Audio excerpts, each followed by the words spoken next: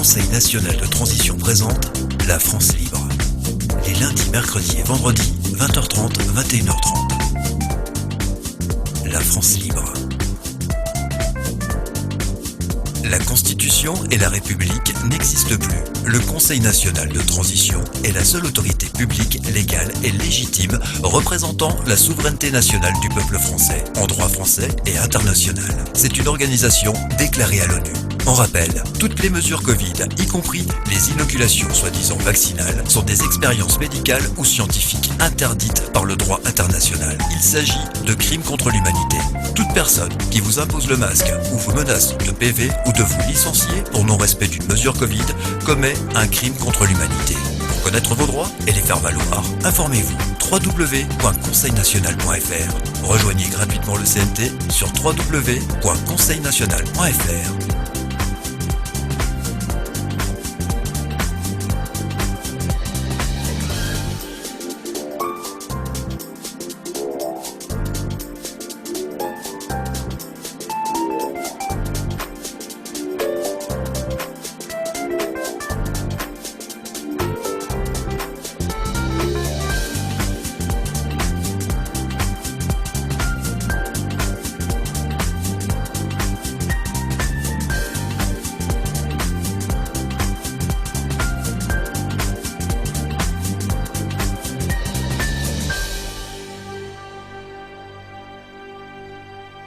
Dictature et oppression, c'est ce que propose le système En Marche, paix et liberté. Ça, c'est la vision d'un système meilleur et d'un monde nouveau par le CNT. Nous sommes le Conseil national de transition et nous vous souhaitons la bienvenue dans la France libre. Bonsoir Philippe, bonsoir Bruno.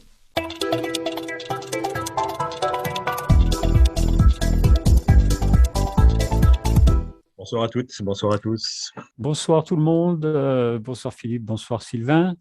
Effectivement, quand on parle d'En Marche, moi j'aime bien dire en marche arrière, parce que plus ça va, plus il nous entraîne vers des reculades, vers le passé, vers de plus en plus d'atteinte à la liberté. Bientôt, on va se retrouver au Moyen-Âge avec eux, hein.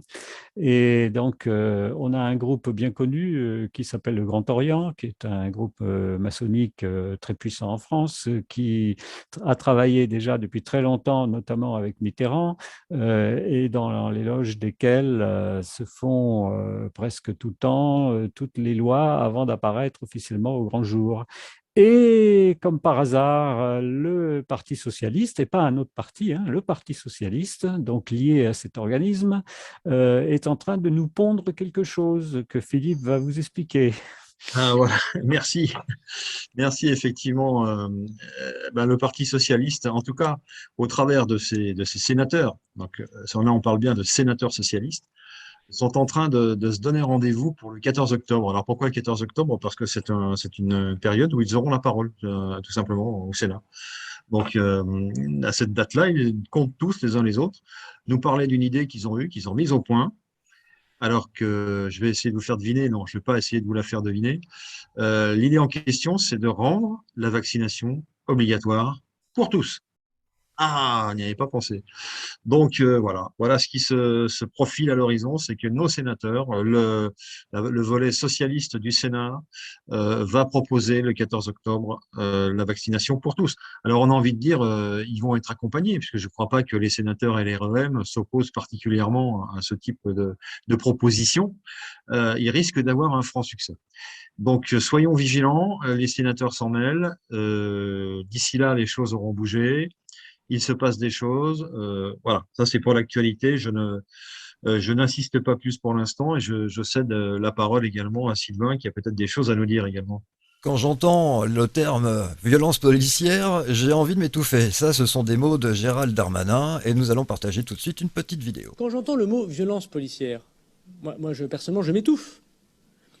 La police exerce une violence, certes, mais une violence légitime. Après, elle doit le faire de manière proportionnelle, elle doit le faire de manière encadrée. Mais il est normal que les policiers et les gendarmes soient armés, intervienne pas la force pour que justement la force reste à la loi de la République et pas à la loi des bandes ou des communautés. Donc par principe, l'idée même de violence policière me paraît être totalement antinomique d'utiliser ces deux mots. Voilà. Vous ne voyez pas qu'il y a un cordon politique? Non, monsieur, vous voulez que mon journaliste travaille? Non, s'il vous plaît, monsieur. Non, non, j'ai rien fait, monsieur. Non, mais je travaille, monsieur, mais vous faites quoi?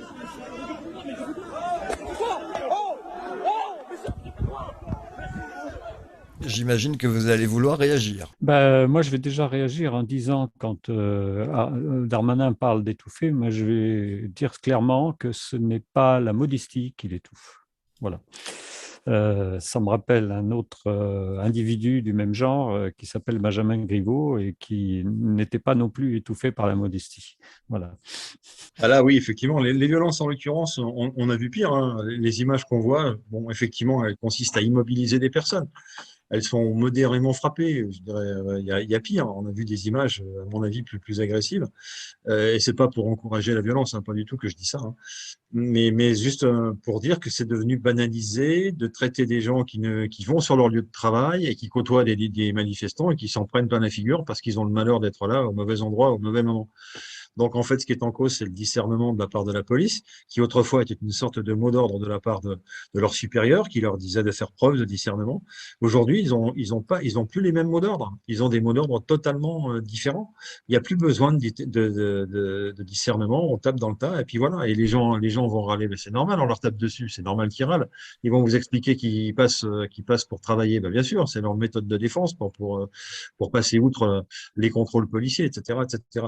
Donc, on est dans une logique d'opposition systématique, prévue à l'avance, et je dirais qu'irrépressible, c'est on peut pas revenir en arrière, quoi. Cette opposition, elle est actée une fois pour toutes entre les manifestants, enfin ceux qui passent dans la rue, on va dire ça comme ça, et les policiers qui, à un moment donné, reçoivent l'ordre d'une certaine forme de violence. Encore une fois, celle qu'on a vue n'était pas forcément la plus violente, mais il y en a d'autres qui sont bien plus violentes que ça, et on n'aime pas passer à l'image des choses trop choquantes. Alors, ce que je voudrais dire aussi, rapidement, en termes d'actualité, qu'on pourrait rajouter, c'est que par chance, alléluia, si je puis dire, les Galeries Lafayette du boulevard Haussmann ont reçu officiellement l'avis de non-obligation du pass sanitaire. Alors, il n'y a pas que les Galeries Lafayette, hein, mais il y a toute une série de magasins de plus de 20 000 mètres carrés qui ont obtenu cette libéralité, on va appeler ça comme ça, d'être exempts de pass sanitaire pour tous leurs clients. Alors, ça arrive en plus fine et ça arrive assez régulièrement. Dans toute la France, petit à petit, si je puis dire, récupère une partie de ses droits, ses anciens droits, évidemment, à consommer sans nécessité d'avoir un pass sanitaire, donc de se faire tester Covid, etc. Alors, ce qui est amusant, c'est qu'il existe aujourd'hui une carte de France avec les endroits où ces passes sanitaires sont devenus non obligatoires et des endroits, évidemment, où ils le sont restés. On pourrait penser tout logiquement que ces lieux sont dictés par la performance de la Covid-19 et de sa virulence, etc., en fonction des endroits, voilà. Avec une logique sur les grandes villes où les personnes sont plus les unes sur les autres que dans les campagnes, où les personnes sont plus distantes les unes des autres. On s'aperçoit que nous, on a une grande, on va dire, la Provence Côte d'Azur qui est très, très marquée en rouge, hein, dans cette carte d'alerte, en quelque sorte, vigilance sanitaire. Elle est marquée en rouge, probablement que là, la Covid-19 est particulièrement virulente. Et puis le reste de la France, ça va bien. Sauf un département au milieu de la France qui est en rouge, c'est le département du Rhône, un petit département, allez savoir pourquoi. Dans ce département-là, la Covid-19 fait des ravages particuliers. Et là, évidemment, il est question de sortir uniquement si on a son passe sanitaire. Alors voilà, donc des remarques qui sont intéressantes à faire derrière tout ça, c'est comment la Covid-19 peut-elle être très virulente dans le sud-est, très virulente dans le département du Rhône, et puis très libérale dans le reste de la France. Alors, elle ne tient pas compte, évidemment, du fait que la République est une et indivisible. La Covid-19 se moque de la démocratie, elle n'en a cure, elle agit à sa tête, et c'est à nous, quand je dis nous, c'est nos surveillants généraux, hein, et je parle pour eux, de faire en sorte de lutter contre elle par tout moyen, y compris ceux qui suppriment la liberté des Français, parce qu'il n'y a pas d'autre moyen de lutter contre cette terrible pandémie, qui, je le rappelle, et là c'est moi qui parle, n'est qu'une petite grippette tout de même. Hein. Bon voilà, donc il faut bien avoir ces images en tête de ces zones qui sont sinistrées parce que on a décidé, le gouvernement a décidé via les préfets qu'à tel endroit, eh bien là c'était alerte rouge, il fallait un pass un pass sanitaire et qu'il y a tels autres endroits, selon les pressions, selon les intérêts, selon les besoins, selon des paramètres que nous ne maîtrisons pas, eh bien, les barrières se lèvent par une sorte de miracle. Alors évidemment, on espère bientôt que le miracle aura lieu également dans le Rhône et également dans le sud-est de la France, où il semblerait que la Covid-19 soit particulièrement virulente. Et bizarrement, il y a une sorte de corrélation entre la virulence de la Covid-19 et la virulence des manifestants dans les rues. Voilà, ça sera la conclusion de cette petite aparté. Alors, Philippe, il serait quand même intéressant de savoir quelles sont les limites exactes du département du Rhône, parce que la personne qui passe sur la route d'un département à l'autre, 1 mètre avant la frontière du département, il y a toujours le Covid, donc on a peur, et 1 mètre après la frontière, hurrah, il n'y a plus de Covid. Ça, c'est comme quand à 17 heures, il n'y a pas de problème, il n'y a pas de Covid, mais à 18 heures, comme il y a couvre-feu, il y a Covid. Eh oui. Et puis c'est comme les personnes qui sont en vélo, qui roulent dans la rue, elles sont dispensées de masque, alors que celles qui marchent devraient en avoir un. Voilà. Donc il y a toutes ces séries de mesures qui sont incompréhensibles, qui sont pourtant respectées pour cause de peur, tout simplement. On l'a déjà dit, on va le redire. Hein, les gens ont tout simplement peur, non pas d'attraper le Covid-19, qui n'est que, encore une fois, une petite grippette, mais ils ont peur d'être des contrevenants qui peuvent se faire taxer, hein, tout simplement, de ne pas porter le masque. Et puis, ils ont peur de ne pas pouvoir circuler pour aller voir leurs proches, que ce soit en France ou à l'étranger.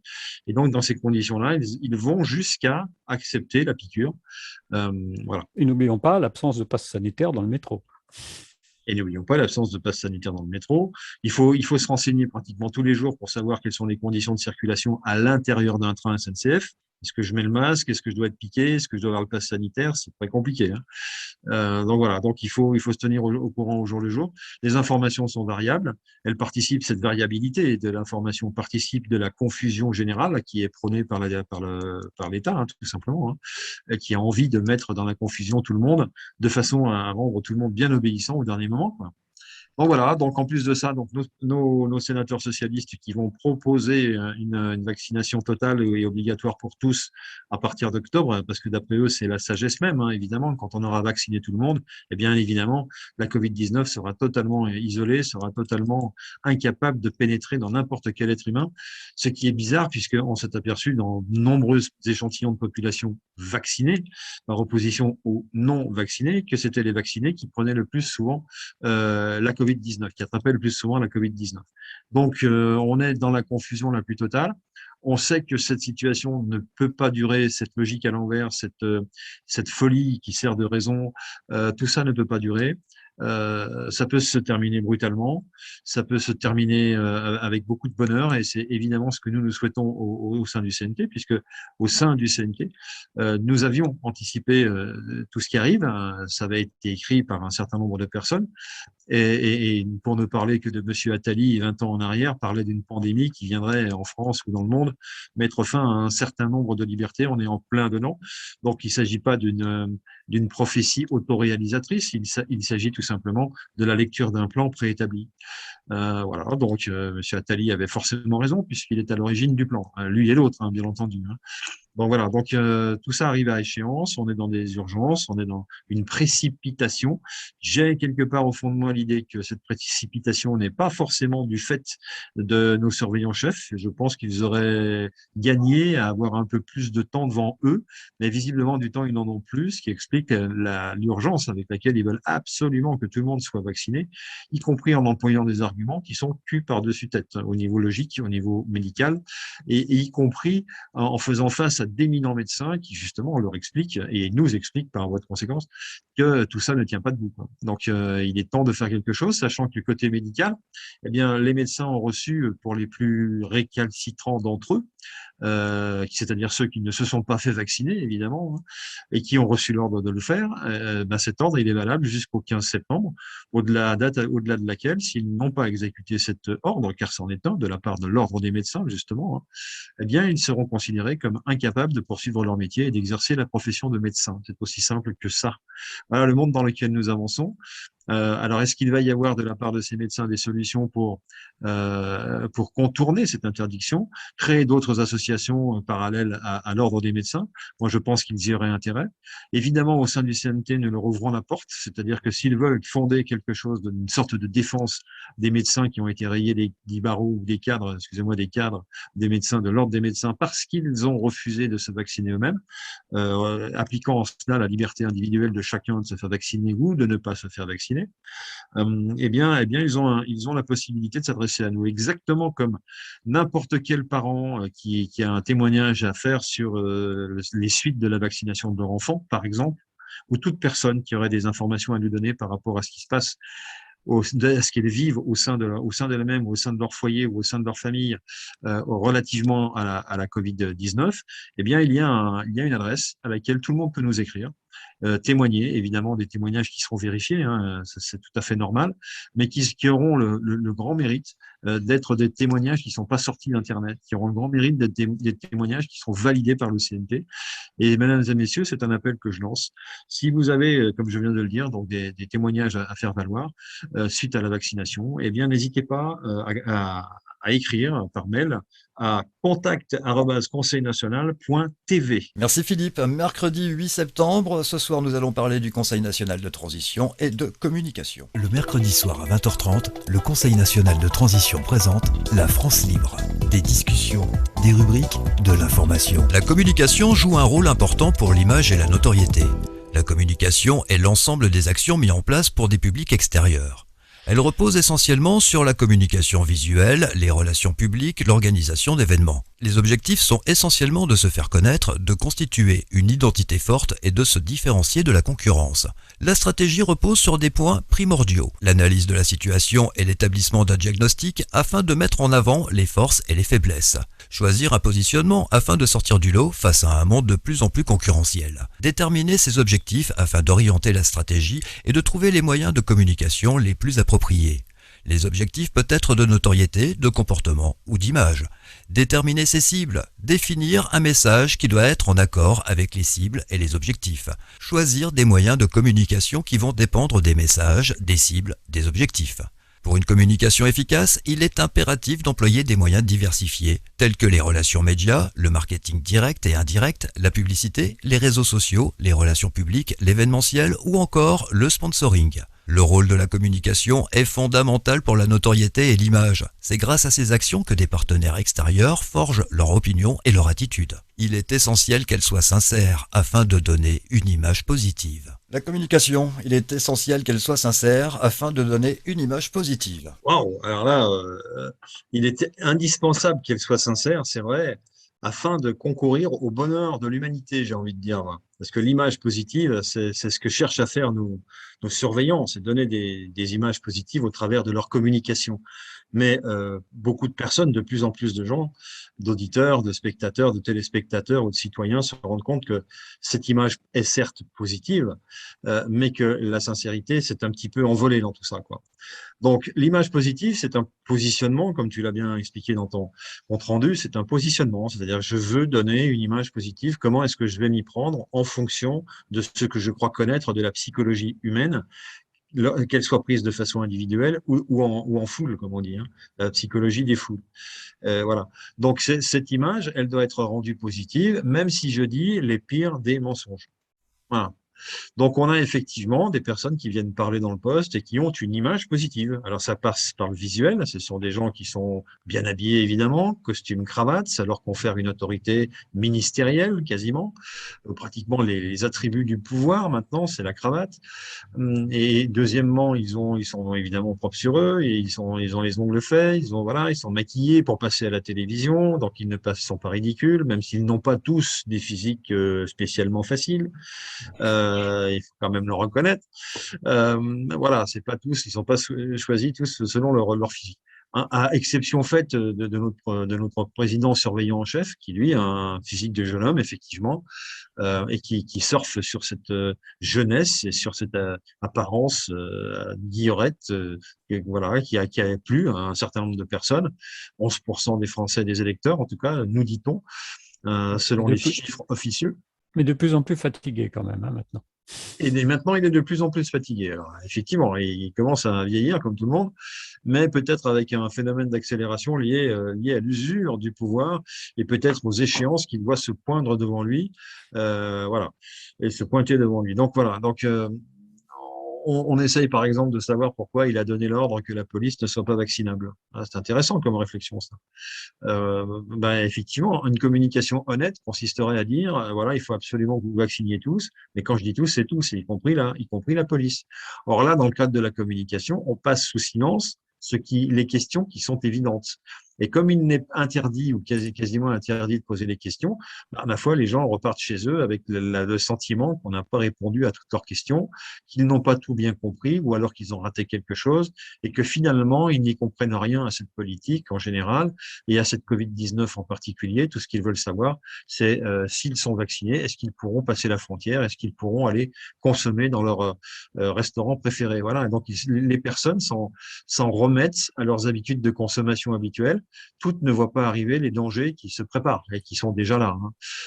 Donc, notre rôle à nous, c'est pas d'agiter des sonnettes d'alarme, quoique, mais c'est de faire en sorte de voir dans ces alarmes la possibilité de changer les choses positivement et pas simplement dans une image positive, dans quelque chose de positif, tout simplement.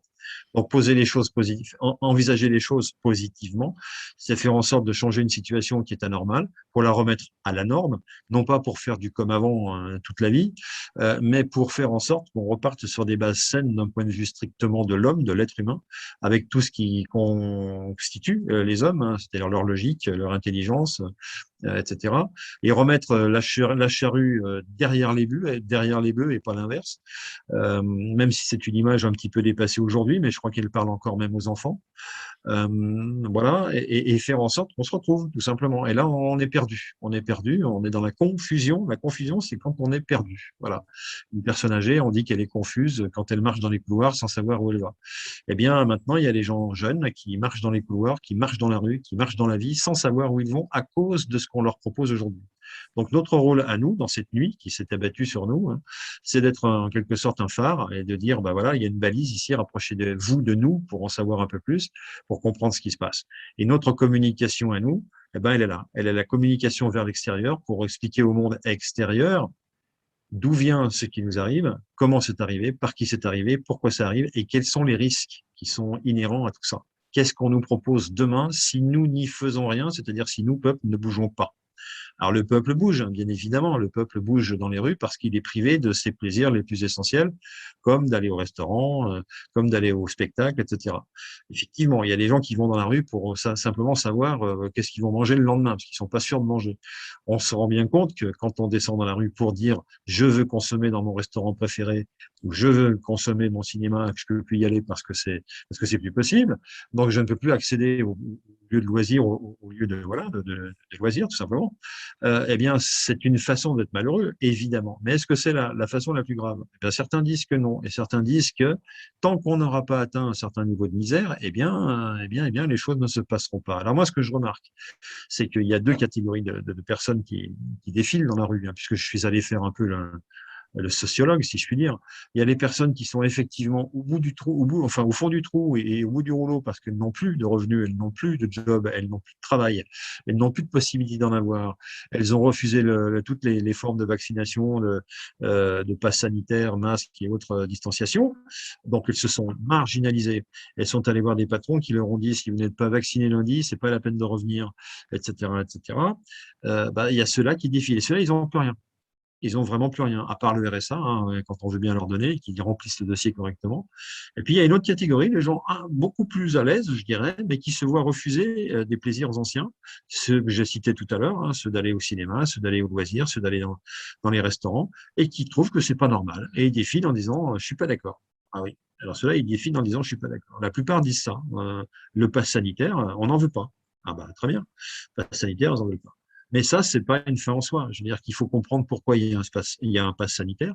Il faut aller à la communication pour comprendre ce qui a été fait en amont pour qu'il y ait nécessité d'un pass sanitaire et ce qu'on nous impose en termes sanitaires ou ce qu'on nous explique en termes sanitaires pour justifier cette tyrannie moderne qui nous empêche et qui nous prive de nos libertés essentielles de plus en plus. Donc voilà, donc cette communication, elle consiste au contraire à faire avaler une pilule un petit peu amère, beaucoup amère. Certains l'avalent mal. Il y a une partie de la population qui dit ah ben là, ça coince un peu, mais ça coince pas complètement, ça coince pas tout à fait. Mais c'est quand ça va bien coincer que les personnes vont se rebeller et vont se dire de toute manière, on n'a plus rien à perdre. Alors, quelle est dans la communication de nos surveillants chefs, quels sont les éléments qui nous laissent se prédire ce qu'ils veulent faire. Qu'est-ce qu'ils veulent faire? Est-ce qu'ils veulent effectivement que dans la rue, ça se passe mal, qu'il y ait des émeutes, qu'il y ait, pourquoi pas, comme on l'entend souvent dire, est-ce qu'il va y avoir en France une guerre civile, hein? C'est de ça qu'il s'agit. Pour ma part, je pense que non, évidemment, j'espère que non, mais je pense que non. Je pense qu'on va s'arrêter avant, car la tradition n'existe pas de guerre civile en France. Voilà. Mais quelle est donc cette proposition qui nous est faite par nos supérieurs? Alors, je parlais tout à l'heure de la vaccination, de l'exonération de vaccination à un corps qui s'appelle la police. Ben ouais, c'est logique. Si on veut bien comprendre que la police, c'est le dernier rempart de la sécurité du pouvoir, on peut comprendre que le pouvoir ait envie d'avoir autour de lui des gens qui ne risquent pas d'avoir les effets secondaires malheureux dont on entend parler partout, dont personne ne veut parler officiellement, mais dont eux savent tout. Et ils se disent, il faut que j'ai une police composée par des gens physiquement sains, quoi, voilà, qui éventuellement ont attrapé la Covid-19 à un moment de leur vie, mais qui évidemment n'en sont pas morts, et dont les anticorps se sont développés suffisamment pour en guérir sans problème. Donc voilà, donc ces gens-là n'ont pas besoin de vaccination. Bien sûr qu'ils n'ont pas besoin de vaccination. Et donc le gouvernement, il communique autour de ça sans expliquer pourquoi la police est exemptée de vaccination. Il n'y a pas l'ombre d'une communication. Donc on est dans un vide de communication à cet endroit-là, à ce moment précis. Voilà ce que la non-communication peut faire comme ravage, c'est-à-dire que croire que parce qu'on n'en a pas parlé, on a évité le problème et que personne ne se souviendra dans un quart d'heure, dans une heure ou dans 18 ou dans 15 jours de ce qui n'a pas été dit, eh bien c'est se tromper lourdement. C'est un calcul qui ne fonctionne pas. Rappelons-nous ce qui s'est passé lors du traité de Lisbonne. Il y a eu pendant le traité, à l'occasion du fait du retour sur ce non au traité européen de la part des Français par le traité de Lisbonne, eh bien, on s'est aperçu qu'il y avait à un moment donné, il y a eu une vague d'ébahissement, de se dire mince, mais on est revenu sur la volonté du peuple. C'est quoi cette affaire, quoi? Qu'est-ce qui s'est passé? Ben là, c'est pareil, communication, on n'a rien dit. Rien ne s'est dit. On a vaguement entendu, j'ai vaguement souvenir, moi, de juristes qui disaient qu'on était peut-être dans un virage démocratique et qu'il y avait un virage qui s'était pris. Voilà. Aujourd'hui, on dit quoi? Nous, au sein du CNT, on dit que la République et la Constitution s'est écroulée ce jour-là pour déni de démocratie, parce que le peuple avait voté et qu'on est revenu sur son choix, tout simplement. On, c'est le gouvernement. Donc, le gouvernement est rentré par effraction dans une nouvelle forme de gouvernance qui est illégale et ce sont devenus de fait des usurpateurs. C'est ce que nous disons nous. Voilà. Et là, il n'y a évidemment pas eu de communication. Qu'est-ce qu'il aurait fallu dire? Il aurait fallu dire qu'à un moment donné, c'est un petit peu comme construire une maison sur une zone inondable. Vous savez, quand tout va bien, qu'il fait beau, ça se passe bien. Hein. Et puis, la première année, tout va bien, troisième année. Et puis, un jour, arrive une catastrophe, un gros orage. Il y a de l'eau dans la cave, il faut reconstruire la maison, c'est une catastrophe. Voilà.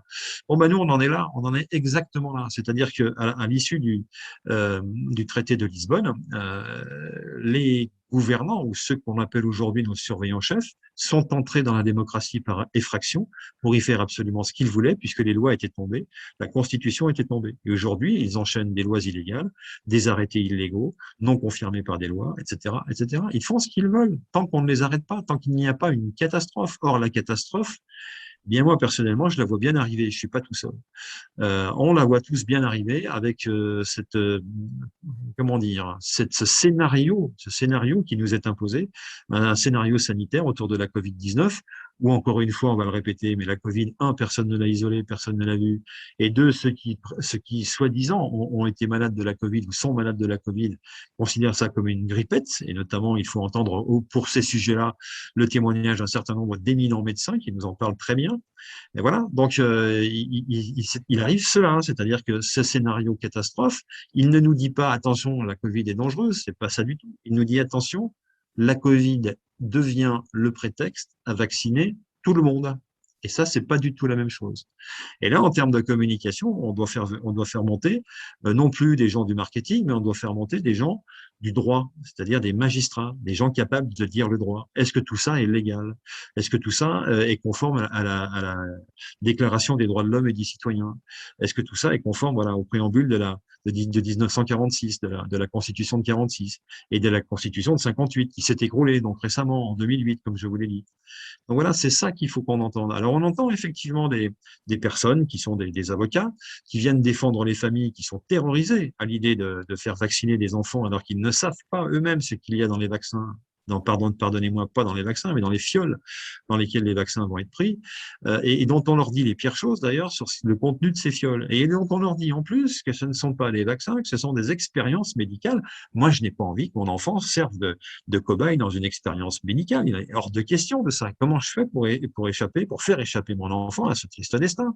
Parce que s'il arrive quoi que ce soit, en plus, on m'explique que je serai responsable parce que j'aurais choisi moi-même cette expérience médicale. Mais c'est quoi cette embrouillamini? Je ne comprends pas en tant que consommateur, en tant qu'utilisateur de médecine. Bon, voilà. Donc, tout ça, c'est la communication, elle devrait nous être portée par la magistrature. On a effectivement des magistrats qui se mettent un petit peu en avant, qui viennent chercher des vices de forme, qui viennent chercher, lorsque Monsieur Véran va piquer un malade à Grenoble, alors qu'il est lui-même médecin, et que ça se passe devant les caméras, eh bien, on va l'accuser d'avoir rompu le secret médical. Et on va chipoter là-dessus. Mais c'est pas ça le fond du débat. Le fond du débat, c'est que tout a été écroulé et que désormais, nous sommes dans des logiques de crimes contre l'humanité. Alors, qu'est-ce qu'on fait au sein du CNT en termes de communication? On se contente pas de faire de la publicité pour le CNT, ça nous intéresse moyennement. Par contre, on essaye vraiment de renseigner les personnes sur des choses d'une très grande gravité. Et en particulier, nous avons réalisé un courrier que j'ai déjà eu l'occasion de lire il y a 2 jours, mais sur lequel je voudrais revenir, parce que j'ai l'impression que c'est là que tout se passe. Il faut que les personnes qui veulent faire quelque chose pour leurs enfants n'y aillent pas avec des arguments en carton, excusez-moi l'expression, mais y aillent avec des moyens, pas des arguments, des vrais moyens. C'est-à-dire qu'aujourd'hui, il faut rentrer dans un combat. Je suis désolé, hein, pas à main nue, hein, pas avec des barabines, hein, mais un combat juridique. Et là, ce que nous proposons tout simplement pour toutes les personnes qui, à un moment donné, se font imposer par un supérieur, par un employeur, par un responsable d'établissement, que ce soit scolaire ou que ce soit un établissement hospitalier, eh bien, se font imposer le fait de venir vacciner lundi, sinon vous ne rentrez plus chez moi.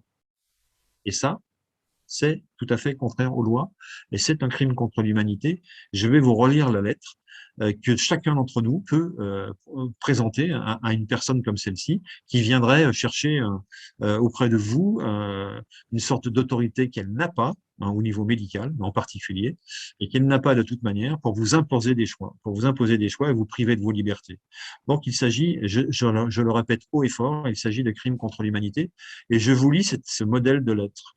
Alors là, ça s'adresse soit encore une fois un directeur, soit un responsable d'établissement, soit un responsable d'établissement sanitaire de santé. Alors, Madame, Monsieur, j'ai appris qu'en plus de devoir se soumettre aux mesures dites anti-Covid, il serait bientôt obligatoire d'être préalablement vacciné contre les symptômes du dit Covid-19 pour pouvoir, moi-même, mon enfant ou mon parent à charge, de tel nom, prétendre exercer le droit d'accéder à tout produit, service ou activité en tout lieu, recevant du public, médical, paramédical, culturel, administratif, professionnel, spectacle, commerce, hébergement d'enseignement, universitaire, professionnel ou scolaire, moyen de transport, débit de boisson, restauration, boîte de nuit, salle de sport, loisirs et autres. Ou mon droit au travail et ma profession normalement ou mes activités volontaires ou bénévoles, de même que mon droit d'accéder à cet effet à vos établissements ou à mon lieu de travail ou d'activité. Alors, pardon pour la complexité des termes, hein. Ce sont des termes juridiques. Il faut les relire 1 ou 2 fois avant de comprendre l'articulation des mots. J'ai essayé d'être clair, mais c'est pas toujours facile.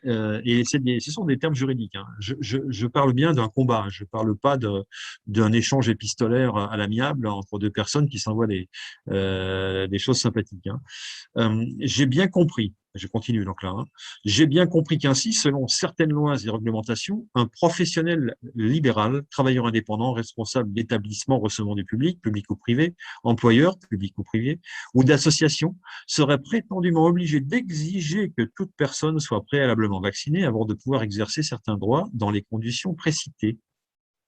Alors, ceci soumettant ainsi les citoyens par menace ou voie de fait à la torture psychologique ou à des privations de liberté physique. En réalité, j'ai l'honneur de vous informer que ces mesures sont anticonstitutionnelles et qu'en outre, le fait pour vous ou pour les personnes placées sous vos ordres d'ordonner leur application ou de commettre des actes de torture ou privation de liberté physique en exécution de ces lois constitue un crime contre l'humanité, et ce, même s'il s'agit d'un acte prescrit ou autorisé par des dispositions législatives ou réglementaires, ou un acte commandé par l'autorité légitime. Confère articles 212-1 et 213-4 du Code pénal. En effet, ces actes seraient ainsi ordonnés ou exécutés selon le plan concerté, entre guillemets, du gouvernement, à l'encontre d'un groupe de population civile et dans le cadre d'une attaque généralisée ou systématique, physique, des droits et libertés des citoyens, ce que nul ne peut ignorer depuis mars 2020, confère article 212-1, Code pénal. Ces lois sont anticonstitutionnelles car elles mettent fin à des droits et des libertés sans que ceux qui les ordonnent ou les appliquent soient en capacité de rapporter la preuve scientifique, ce dont ils ont la charge, que les actions interdites par ces lois seraient des actions nuisibles à la société. Comme l'exige l'article 5 de la Déclaration des droits de l'homme et du citoyen du 26 août 1789, faisant partie du bloc constitutionnel en vertu d'une décision du Conseil constitutionnel en date du 15 juillet 1971. En effet, je vous rappelle qu'à ce jour, aucune preuve scientifique qu'un virus aurait été isolé, purifié et caractérisé à partir du corps d'une personne malade ou décédée des symptômes appelés Covid-19, ni qu'un virus serait la cause de ces symptômes, n'a jamais été rapporté nulle part au monde. Dès lors, il n'est pas prouvé qu'il existerait un véritable virus, ni a fortiori des variantes d'un virus qu'on n'a jamais isolé physiquement sous un microscope, et encore moins un vaccin, faute de virus, pour le fabriquer, à moins de se référer à un virus imaginaire conçu par ordinateur, comme l'a fait le CDC, pour étalonner les tests PCR. De même, il n'est pas prouvé que le fait de ne pas être vacciné contre cette maladie ou de ne pas se soumettre à une mesure dite anti-Covid serait des actions nuisibles à la société et que la loi pourrait constitutionnellement avoir le droit d'interdire ces comportements. Quant au crime contre l'humanité, en l'absence de la preuve scientifique d'un virus isolé qui causerait prétendument les symptômes dits Covid-19 et d'un véritable vaccin faute de virus, l'inoculation envisagée, de même que l'imposition de toute autre mesure dite anti-Covid, constitue une expérience médicale ou scientifique interdite par le droit international. Confère PIDCP article 7, sans le consentement libre de la personne. Or, un tel consentement libre ne saurait exister en l'absence d'informations libres sur l'absence de virus scientifiquement isolé, du fait de la propagande, des mensonges, de la censure et de la désinformation. Dès lors, premièrement, le simple fait de m'informer que prochainement l'exercice d'un des droits précités serait conditionné par le fait de se soumettre à une injection dite vaccinale est préalable, ou que l'exercice de ces mêmes droits serait subordonné à la soumission à une mesure anti-Covid, quelle qu'elle soit, constitue une torture psychologique. Et deuxièmement, le fait d'empêcher physiquement l'exercice de l'un de ces droits sous ces mêmes prétextes constitue une privation grave de liberté physique en violation de dispositions fondamentales du droit international. L'une comme l'autre constitue ainsi un crime contre l'humanité puni et réprimé par les articles 212.1 et suivants du Code pénal. De plus, nous porte à croire que le gouvernement français a perdu sa forme républicaine, en sorte qu'il existe une vacance totale de l'État, qui ne pourra donc pas couvrir, pour la période actuelle, la responsabilité personnelle, pénale et civile des personnes dites fonctionnaires. En outre, pour mémoire, les contrats d'assurance professionnelle ne couvrent pas la responsabilité personnelle, pénale et civile du fait de commettre éventuellement, comme auteur ou complice, des crimes contre l'humanité. De même, les contrats d'assurance privée, entre parenthèses, décès, auto, maladie, activités sportives, voyages, rapatriement, etc., ne couvrent pas les dommages personnels qui seraient causés directement ou indirectement par la soumission à des mesures anti-Covid, car à défaut de preuves scientifiques de leur efficacité sanitaire, celles-ci seront considérées comme des expériences médicales ou scientifiques. C'est pourquoi je vous mets en demeure par la présente de bien vouloir, premièrement, ne pas inoculer, ni faire inoculer quelque produit que ce soit à moi-même, mon enfant ou mon parent à charge susnommé, ni exiger une telle inoculation ou la soumission à une autre mesure dite anti-Covid, quelle qu'elle soit, comme condition préalable à l'accès à tout établissement, lieu, activité, produit ou service pour pouvoir exercer les droits précités. Enfin, qu'il soit possible, librement pour moi-même, mon enfant ou mon parent susnommé, en fonction de la nature de vos activités, par exemple, de suivre des enseignements ou d'accéder aux soins dans vos établissements, et en tout état de cause d'exercer les droits précités en tout lieu et sans restriction liée à une mesure anti-Covid, quelle qu'elle soit. À défaut, je fais toute réserve sur les décisions qui pourraient être rendues à votre égard par les juridictions compétentes le moment venu. Veuillez agréer, monsieur, l'assurance de ma considération la plus attentive, fait à le signature. Voilà, ça, c'est un document qui permet à chacun d'entre nous de se défendre, voire même de contre-attaquer, si je puis m'exprimer ainsi. Alors, soit on le fait, comme je l'ai déjà dit, de façon individuelle, et là, on communique de point à point, c'est-à-dire entre un parent d'élève et un responsable d'enseignement, ou entre un malade et un responsable d'hôpital, ou bien, deuxième option, on se groupe, on trouve des parents qui sont dans le même état d'esprit que soi, c'est-à-dire qui ne souhaitent pas l'obligation vaccinale. On prend ce document, on va le montrer à un directeur d'établissement, par exemple, scolaire, et on lui demande, monsieur le directeur, on a reçu ça dans la boîte à lettres, qu'en pensez-vous? Et là, vous commencez à rentrer dans un début de dialogue. Il y a de fortes chances pour que la personne en face de vous se tourne vers ses juristes. Et il y a de fortes chances pour que soit elle arrête immédiatement de vous torturer moralement en prétendant pouvoir vous obliger à faire vacciner votre enfant, soit, hypothèse numéro 2, eh bien, à ce moment-là, il y a un rendez-vous devant un tribunal où il y aura procès. Et le procès sera perdu par ces messieurs. Il sera gagné par vous. Parce que la loi est tout simplement de notre côté. Enfin, la loi, celle qui normalement devrait prévaloir, et dont je rappelle que régulièrement nos superviseurs, je dirais, la détruisent ou la rendent inopérante, tout simplement. Donc, il faut faire des rappels à la loi. S'il Oui. te plaît, le document, où est-ce que nous pouvons le trouver?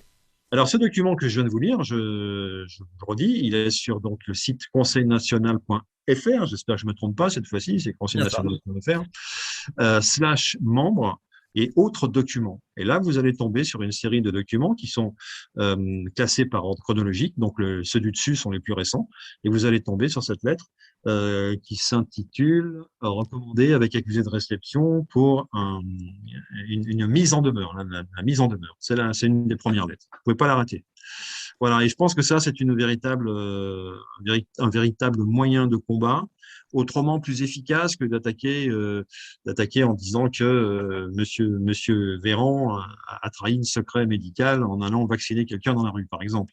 Le secret médical, pardonnez-moi, il est bafoué tous les jours. Hein, ça fait déjà un petit moment. Donc là, on remonte d'un cran et on met face à certaines responsabilités, un certain nombre de personnes, notamment des responsables d'établissement, qui ne se rendent pas forcément compte eux-mêmes qu'ils ont accepté ou pris en charge une responsabilité qui les dépasse. Et en lisant cette lettre, ils peuvent en être mis au courant.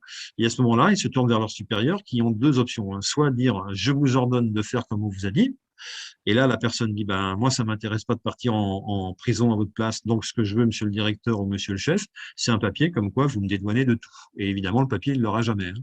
Donc là, ça va coincer au niveau supérieur. Quoi. Voilà. Donc c'est cette règle-là qu'il faut faire jouer. Soit la personne est totalement complice, parfaitement au courant de toutes les lois qu'elle a enfreintes parce qu'elle est dans le système à 200%, et à ce moment-là, il y aura rendez-vous au tribunal, bien évidemment. Voilà, donc il faut être prêt pour tout ça. Le CNT sera présent, le CNT a ses arguments, le CNT a ses avocats. Alors nous, on n'a pas des avocats médiatiques, on a des personnes qui travaillent dans l'ombre, on a des personnes qui travaillent pas pour la gloire, pas pour la leur en tout cas, et qui rendent des services autrement plus efficaces et importants. Parce que c'est à ces niveaux-là qu'il faut mettre le combat, je dirais. Voilà, le combat, il doit atteindre ces niveaux-là. Donc, on a bien parlé de crimes contre l'humanité. Par la même occasion, on s'aperçoit que les crimes contre l'humanité ne sont pas forcément l'idée qu'on s'en fait quand on a entendu parler dans sa vie de crimes contre l'humanité, puisque c'était surtout attaché, ces termes sont surtout attachés à ce qu'on, dans la mémoire collective, aux chambres à gaz, à Auschwitz, à tout ce qui s'est passé avec les nazis, bien entendu. Mais pas que. Il y a dans le code pénal, justement, toute une liste de ce qui est considéré comme crime contre l'humanité, qui est reprise, cette liste, pour partie, dans ce document. Donc, crime contre l'humanité, oui, c'est pas forcément que Auschwitz et que les chambres à gaz. Hein. Ce sont d'autres choses, privation de liberté notamment, voilà, refus d'un certain nombre de choses. Rapprochez-vous de ce courrier, relisez-le, et vous prendrez connaissance d'informations qui sont des informations pour vous défendre véritablement pour vous défendre, alors seul ou en groupe, comme je viens de vous le dire. Et le CNT sera toujours à la disposition pour répondre à des questions, le cas échéant, soit en venant écouter nos directs, parce qu'aujourd'hui, on ne parle pratiquement que de ces sujets-là, soit en s'adressant, je redonne l'adresse, à contact@conseilnational.tv si vous avez des informations relatives à la vaccination ou des questions à poser pour lesquelles on peut vous aider. On n'hésitera pas à le faire. En général, les réponses sont pour tout le monde, c'est-à-dire collégiales, et elles apparaissent sur notre site et on le signale à tout le monde pour que vous puissiez aller voir les réponses. Voilà. Alors justement, Philippe, moi je vais maintenant vous expliquer un petit peu trois choses.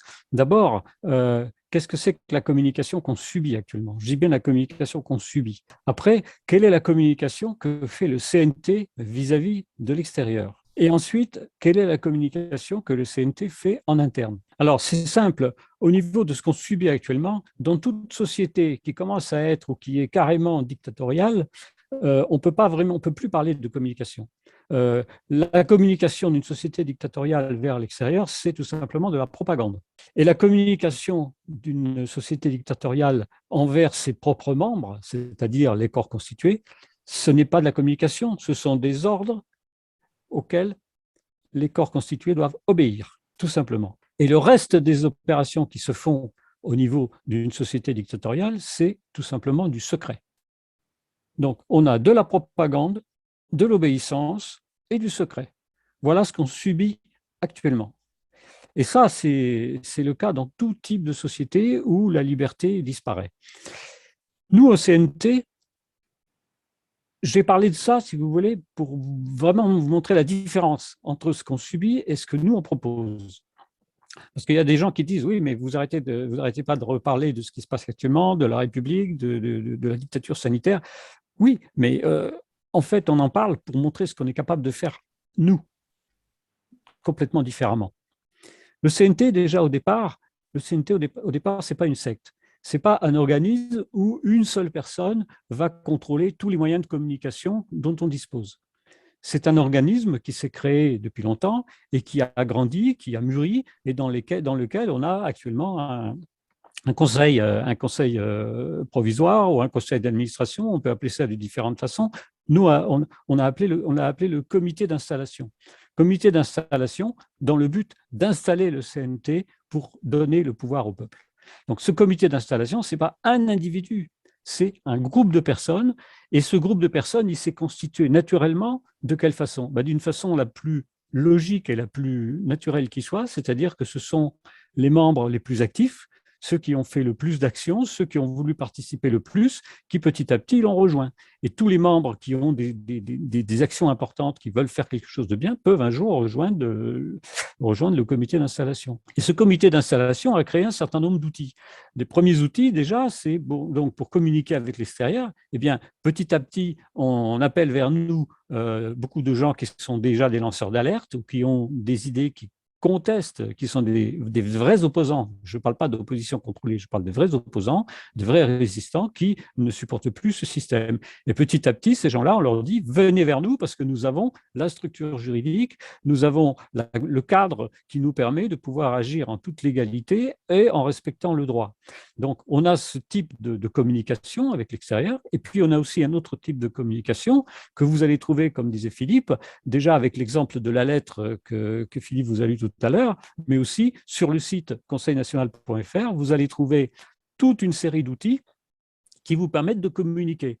Des outils qui vous permettent de communiquer sur le terrain, en toute liberté. Chaque personne qui est membre du CNT peut aller distribuer des tracts, informer les personnes autour de lui, que ce soit comme ça d'une manière naturelle, même avec un mégaphone, hein, sur un marché ou sur une place publique, ou même à l'intérieur de manifestations. Le but du CNT, ce n'est pas de manifester, mais c'est de faire connaître, d'informer la population. Et deuxième chose, d'informer les corps constitués, d'informer les gendarmes, d'informer les policiers, d'informer l'armée de ce qui se passe actuellement et qu'ils ne doivent plus obéir à des ordres liberticides qui sont contraires à leur mission première qui est de protéger la population. Comme l'a dit un général célèbre qui a démissionné il n'y a pas longtemps, je n'étais pas dans l'armée pour vacciner les gens. Donc ça, ce sont les actions que le CNT fait vis-à-vis de l'extérieur. Et puis, indépendamment de ça, on a les actions que le CNT fait d'une manière interne. Et ça, là, pour ça, je m'adresse aux membres du CNT. Donc déjà, quand un membre nouveau s'inscrit, eh bien, il reçoit un mail suite à son inscription, inscription qui est gratuite. Hein, et dans ce mail, à partir de là, il lui est précisé qu'il va avoir la possibilité d'avoir des informations et d'être accueilli, notamment le lundi à 14 h et le samedi à 14 h sur une salle Zoom dont il reçoit le code. Et là, on a des personnes du CNT qui reçoivent les nouveaux adhérents en leur expliquant un petit peu comment ça fonctionne, en répondant à leurs questions, etc. Et puis pour les adhérents, pour les membres qui sont inscrits depuis plus longtemps, nous avons des réunions aussi qui se font le lundi soir à partir de 21h30 après l'émission. Et puis, vous avez des moyens de communication. Le comité d'installation envoie régulièrement des emails à tous les membres pour les informer des actions qui sont en cours ou des actions qui se préparent. Et puis, vous avez aussi un certain nombre de documents qui sont publiés sur conseilnational.tv ou conseilnational.fr. Sur conseilnational.tv, vous pouvez aller sur Chromebunker et vous pouvez voir et revoir les vidéos de certaines de ces émissions comme celle d'aujourd'hui que nous avons fait depuis des mois et des mois. Vous avez la possibilité d'aller revoir tout ça. Vous avez des vidéos, vous avez toute une série de moyens qui vous permettent de communiquer, parce que ces vidéos, vous pouvez les voir vous-même et vous pouvez aussi les faire voir à des nouvelles personnes qui seraient intéressées par le CNT. Donc, en plus de ça, vous avez des groupes qui se sont créés antérieurement sur Signal, mais qui seront probablement créés dans quelques temps sur d'autres réseaux de communication tels que Telegram et autres. Donc, tout ça forme un ensemble qui vous permet à la fois de communiquer intérieurement et de communiquer extérieurement. Et quand le CNT sera installé, quand le peuple aura le pouvoir, la communication ne sera plus du tout la même aussi au niveau des 67 millions de Français. Parce que toutes les actions qui seront faites au niveau gouvernemental par les commissions qui vont remplacer par les ministères, toutes ces actions toutes ces réunions seront filmées, seront télévisées, visibles en public, et à partir de là, tout sera clair. Il n'y aura plus de secret. En plus de ça, comme vous le savez, ceux qui connaissent déjà le programme du CNT, il y aura des tirages au sort qui seront faits parmi la population, parmi des volontaires, et donc tout ça, ce sera connu, tout ça, ce sera public, et quand il y aura une loi importante à voter, ça sera automatiquement un référendum d'initiative citoyenne, le RIC, comme les Gilets jaunes le voulaient. Sauf que les Gilets jaunes n'ont pas été jusqu'au bout de la démarche. Ils ont manifesté pendant 18 mois pour rien, parce qu'ils avaient des revendications vis-à-vis d'un pouvoir qui, dès le départ, est illégitime, comme l'a dit Philippe. Donc, ce qu'il faut, c'est aller plus loin, c'est réveiller les forces de l'ordre, réveiller les gardiens de la paix pour qu'ils gardent la paix, justement, pour qu'ils protègent le peuple et qu'à partir de là, ils mettent fin à ce système dictatorial qui est en train d'opprimer la population, à tel point que maintenant, dans plusieurs pays hors de France, notamment des pays africains, ou de certains pays de l'Est, ils sont absolument ébahis et étonnés de voir à quel point les libertés en France sont foulées aux pieds par le gouvernement actuel. La France, qui était le pays des droits de l'homme, c'est quand même un comble. Voilà ce que je voulais vous dire pour faire un tour d'horizon assez rapide sur la communication au niveau du CNT, à la fois en externe et à la fois en interne. D'ailleurs, au niveau des externes, je voulais juste encore faire encore un petit remerciement à Didier Julien Garofalo, qui est un lanceur d'alerte avec qui nous sommes en relation très, très régulière et qui, sans arrêt, publie nos émissions et les fait connaître autour de lui et à travers la population. Voilà ce que je voulais dire de mon côté. Et donc, Philippe, Sylvain, je vous repasse la parole. Merci Bruno. Effectivement, la communication et l'information, ce sont deux choses totalement liées. Alors, l'information, elle peut exister, on peut mal la communiquer, et inversement, on peut être un excellent communicant sans avoir grand-chose à dire. Donc, qu'est-ce que j'ai envie de dire de plus? Et que tout simplement, tous ces événements qui s'enchaînent les uns derrière les autres, cette obligation vaccinale qui nous est promise pour autour du 15 octobre prochain en France en tout cas, alors qu'il y a encore 1 an et demi en arrière, on n'imaginait même pas qu'on doive se vacciner. Et maintenant, on nous oblige à nous vacciner au nom d'arguments qui sont bizarroïdes.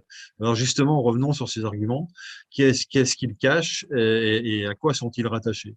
Ben, il faut quand même en parler de temps en temps. Il y a un plan mondial qui s'appelle le Nouvel Ordre mondial, et ça, c'est pas du complotisme, ce sont des choses qui sont avérées, par lesquelles il y a eu des écrits aussi, il y a même des choses qui sont gravées dans la pierre, hein. On en parlait avant, il n'y a pas si longtemps, on peut en parler encore ce soir.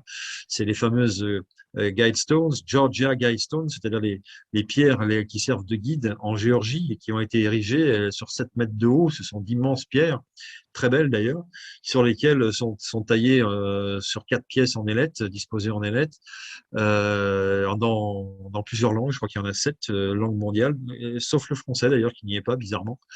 Eh bien, sont gravés un certain nombre d'éléments, notamment faisant état de la disparition de la population mondiale pour aller de X milliards à l'époque, puisqu'on était dans les années 70, au moment de l'érection de ces pierres, et maintenant nous sommes 7 milliards et demi, à 500 millions. C'est-à-dire qu'on veut faire disparaître 90 ou un peu plus de 90% de la population mondiale.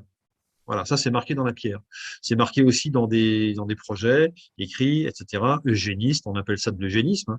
On n'est pas obligé de faire de massacrer, de couper la tête à tout le monde. Il suffit par exemple, tout bêtement, hein, de mettre dans un vaccin quelque chose qui est de l'ordre de la stérilisation, et vous perdez en une génération, vous perdez la moitié de la population, quoi. Hein, ça va très très vite.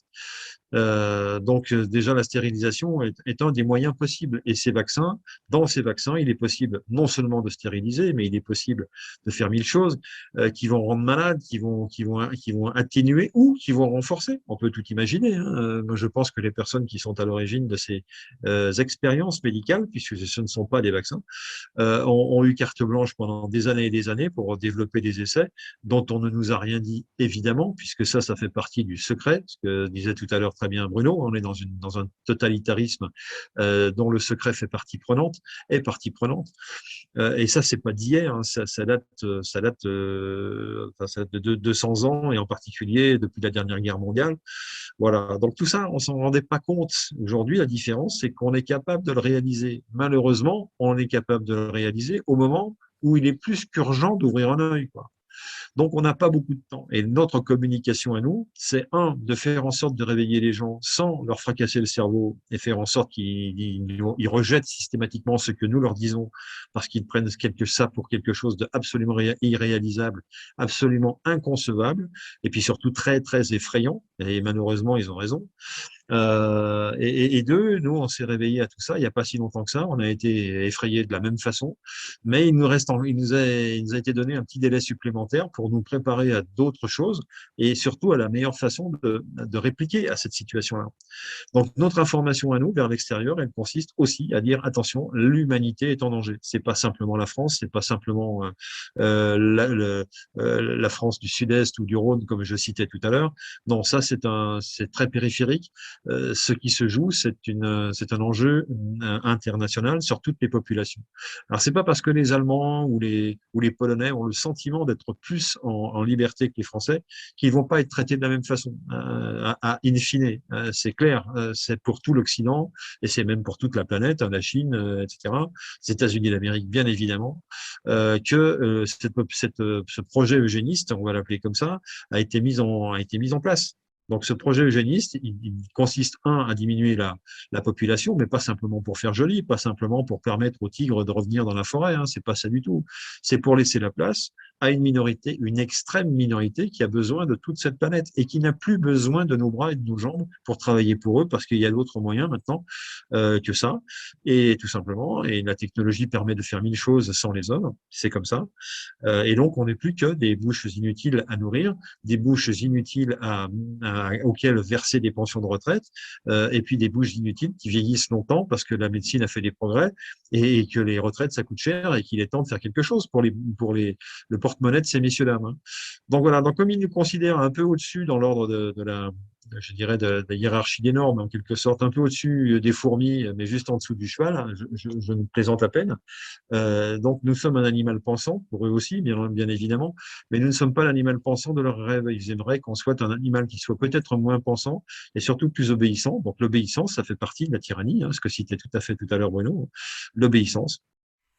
et le secret font partie du jeu. Il faut que nous soyons rendus à obéissance. Et malheureusement ou heureusement, je ne sais pas, la France, c'est le pays peut-être au monde qui a plus la réputation et réputation réelle et avérée d'être un pays rempli de gens qui sont capables de désobéissance parce qu'ils sont tout simplement capables à un moment donné de dire ça, je suis pas d'accord avec ça, c'est pas normal, c'est pas dans la suite logique des choses, ça n'est pas dans la normalité naturelle des choses. Et Et c'est c'est pour ça. ça, Philippe, qu'au CNT, canal historique, on ne triche pas, on a horreur du mensonge et surtout, on rejette tout conflit d'intérêts. Donc, bienvenue à ceux qui veulent venir au CNT. Conflit Voilà. d'intérêt et conflit d'intention aussi. Et conflit d'intention, absolument. Alors, conflit d'intérêt, c'est un mot que j'ai un petit peu, que je pointe un peu, que je stigmatise, parce que pour moi, il y a surtout, malheureusement, des accords d'intérêt. Des conflits, pas tant que ça. Hein. S'il y avait des conflits d'intérêts, ça voudrait dire que eh bien, les journalistes n'arrivent pas à se mettre d'accord avec le gouvernement, ou bien que les grandes entreprises pharmaceutiques n'arrivent pas à se mettre d'accord avec les parlementaires. Or, ils arrivent très bien à se mettre d'accord. Alors, à part des moyens qui sont coercitifs, c'est-à-dire qu'on laisse, en général, c'est la marque d'une mafia, hein, c'est-à-dire qu'on laisse l'option entre l'or ou le plomb, comme disent les mafieux. Hein. Le plomb des balles de fusil, évidemment. Hein. Alors, soit vous serez riche, soit vous serez mort. Donc, l'option, elle est assez simple. Et évidemment, beaucoup de gens penchent vers riche plutôt que mort. Donc, on a affaire à un système qui s'est auto-alimenté avec des logiques mafieuses. Il s'agit d'éradiquer ces logiques. Hein. C'est pas l'être humain n'est pas fait pour vivre dans cette ambiance-là, de cette façon-là, puisqu'il y est malheureux. S'il y était heureux, tout irait bien, les gens souriraient, mais là, visiblement, c'est pas le cas. Alors, on a eu l'habitude d'avoir des politiciens qui flirtaient avec la légalité, etc. Mais on s'était dit, ah, ils sont forts, ils représentent nos intérêts, ils doivent être aussi costauds à l'étranger, pour défendre les intérêts de la France, notamment dans des luttes commerciales, par exemple, qu'ils sont costauds pour jouer avec la loi sur le territoire national. Et on leur pardonne parce qu'ils nous sortent d'un certain nombre d'ennuis. Et puis, si en plus de tout ça, le frigo est plein, bah, je veux dire, personne ne va se plaindre de la situation. Voilà. Aujourd'hui, ce qui change, c'est que le frigo est vide. C'est qu'on s'aperçoit que, effectivement, les gens sont de plus en plus mafieux, mais non pas dans l'intérêt du pays, mais dans le leur, d'une part, et qu'en plus, ils sont supervisés par plus mafieux qu'eux, qui nous échappent totalement et qui finalement prennent le dessus sur le pays. On s'aperçoit aujourd'hui, par exemple, que la France n'est plus gouvernée par un gouvernement français, mais par l'Europe. Et ce gouvernement, cette gouvernance européenne, elle nous a totalement échappé. On n'a jamais débouché le champagne pour l'inaugurer, à ma connaissance, et pourtant, dans les faits, elle est bien là. Donc, qu'est-ce qui s'est passé? C'est un glissement. C'est un glissement. Donc, on est dans la cachotterie, on cache les informations, on n'est pas du tout dans la communication. C'est-à-dire qu'on nous a pas expliqué que la France était en train de perdre ses prérogatives au bénéfice d'une entité qui s'appelle l'Europe, où personne n'a jamais été élu d'ailleurs. Hein, donc, il n'y a aucune démocratie. Donc, on s'achemine vers une sorte de communisme. Oui, c'est du communisme à l'ancienne, en fait. On va réaliser, si on continue comme ça, le rêve de Staline et de Lénine et de Marx, ce qui n'est pas forcément du goût de tout le monde, a priori. Mais si on fait rien, c'est comme ça que ça va se passer. Et on va avoir effectivement des revenus minimums. Alors effectivement, je suis d'accord avec certaines personnes qui disent que un revenu minimum, c'est du communisme. Oui, si ce revenu minimum est juste adapté pour permettre à la personne de respirer, éventuellement de temps en temps manger, mais vivre, c'est juste déjà beaucoup, quoi, hein, trop peut-être.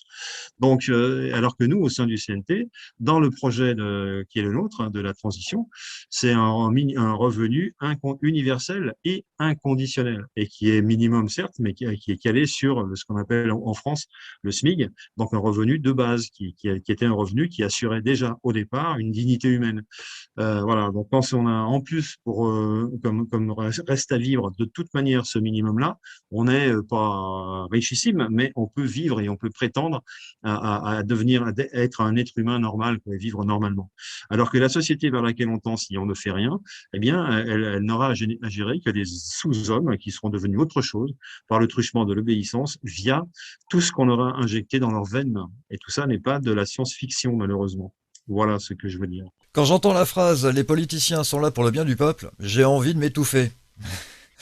Notre chaîne Conseil national de transition canal historique étant censurée jusqu'au 28 novembre, nous vous invitons évidemment à vous abonner sur cette chaîne de secours et activer les notifications. Merci Philippe, merci Bruno, excellente soirée. Notre prochaine émission, vendredi 20h30.